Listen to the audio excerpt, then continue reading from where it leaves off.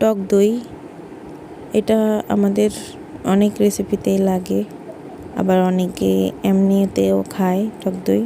তো কীভাবে এটা ঘরে বসে 1 মিনিটে তৈরি করে ফেলবেন সেটাই আপনাদের সাথে আজকে শেয়ার করব।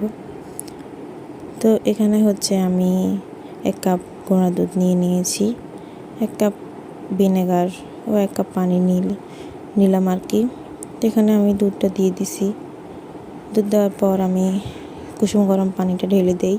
এখানে কুসুম গরম পানি লাগবে, বেশি গরমও থাকতে পারবে না, বেশি ঠান্ডাও না। তো আমি পানি দেওয়ার পর হচ্ছে ভালোভাবে নেড়ে নিচ্ছি আর কি। নিতে নিতে এটা একদম ঠান্ডা হয়ে যাবে। তো এটা লাড়তেছি আমি, ভালোভাবে ফাটিয়ে নিতে হবে, ভালোভাবে মিশিয়ে নিতে হবে, তা না হলে আবার দলা বেঁধে যাবে দইয়ের মধ্যে। তো হচ্ছে আমি এখানে ভালোভাবে নেড়ে নিচ্ছি আর কি।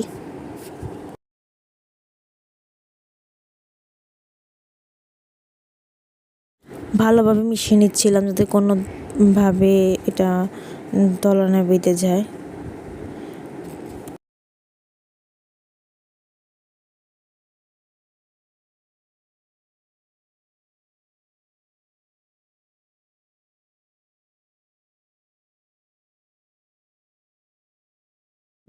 মিশানো হয়ে গেলে একদম পুরোপুরি ঠান্ডা হয়ে গেলে আমি অল্প অল্প করে ভিনেগার দিতে থাকবো। আর ভিনেগার দেওয়ার সাথে সাথে কিন্তু এটা জমে যাবে।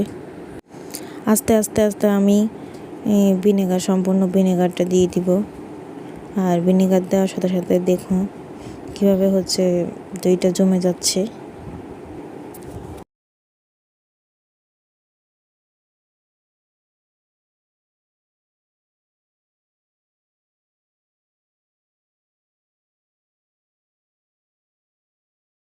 দেখো সম্পূর্ণ দইটা এই যে জমে গেছে। জমে যাওয়ার পর হচ্ছে নাড়তে নাড়তে আর কি জমছে। তো এই যে আমাদের 1 মিনিটে হচ্ছে ঘরে বসে টক দইটা রেডি। একদম পারফেক্টভাবে এই দইটা তৈরি হয়। এই দইটা কিন্তু চাইলে তোমরা এইভাবেও ব্যবহার করতে পারো যে কোনো কিছুর সাথে, আর চাইলে হচ্ছে ফ্রিজে রেখে তারপর হচ্ছে ব্যবহার করতে পারো।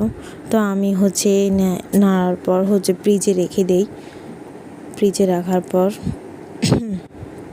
তারপর হচ্ছে আমি অনেকক্ষণ ফ্রিজে রাখি। এই যে দেখো আমার দইটা রেডি সম্পূর্ণ। তো যারা যারা হচ্ছে ভিডিওটা দেখছো অবশ্যই পেজটা ফলো করে দিবে, আর ভালো লাগলে লাইক কমেন্ট ও শেয়ার করে যাবে।